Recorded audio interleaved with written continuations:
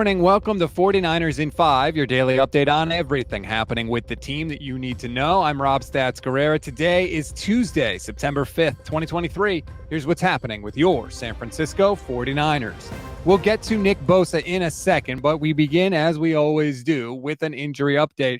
A lot of guys for the Niners working on the side yesterday. George Kittle, Jake Moody, who says he's, quote, slowly working back into it. Oren Burks, to Sean Gibson, who said he definitely will play against the Steelers. Jordan Mason and Ray McLeod all working off to the side. Back in uniform and practicing, two names, Talanoa Hufanga and Dre Greenlaw, as he put it, back to business right on time. Now, to the audio portion of the show today, it was a short practice, but afterwards, there was one thing on everybody's mind, and that was the status of Nick Bosa, including to Talanoa Hufanga. Got to play with who we got. We would love to have Bosa, obviously. I think that's a no-brainer. Best defensive player in the NFL, and it shows. For us, we just got to prepare it as if he's not going to be here. Obviously, that's upper echelon question. That's a front office question. And so for me, I don't know if I can answer anything else on that. But once he's here, we'd love to have him. So I couldn't agree with him more there. You'd love to have him, but the league stops for nobody. So at some point, you just have to move on. Will the Niners get this done in time for week one? I sat down with Jack Hammer of the Santa Rosa Press Democrat yesterday. This deal should have been easy, and it needs to get taken care of. Will it get taken care of? It's not going to get taken care of in time for week one at this point, I don't think. It's just dragging on too long. Because week one, again, if he's going to play week one, it needs to be done by Wednesday morning before practice.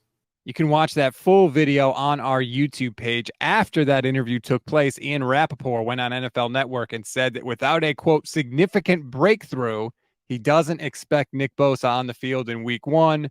And as Rappaport put it, if there's one person whose resolve you don't want to test, it's someone with the last name Bosa.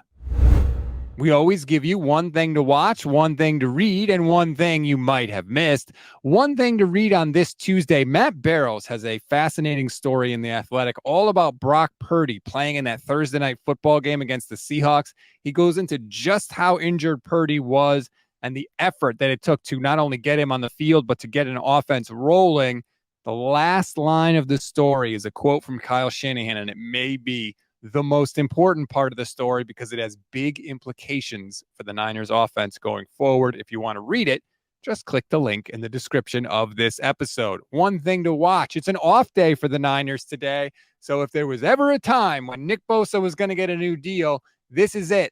This is the time for that significant breakthrough that Ian Rappaport was talking about. Let's manifest the reality that we want, right? Today is going to be the day. They're going to get it worked out, and Nick Bosa is going to be back practicing on Wednesday and in Pittsburgh week one. Let's make it happen, everybody. One thing you may have missed, Steve Harwell, the co-founder of the band Smash Mouth and big 49ers fan, passed away from liver failure at the age of 56. He was best known for his hits All-Star and I'm a Believer. He died at his home in Boise, Idaho, quote, surrounded by family and friends, according to a statement. That's a wrap on today's 49ers in 5. Please rate, review, and follow the Gold Standard Podcast Network. Stay tuned for the Bully Ball podcast with Steph Sanchez and Jason Aponte. That'll be live on YouTube a little bit later today. I'm Rob Stats Guerrera. Enjoy your Tuesday, everybody.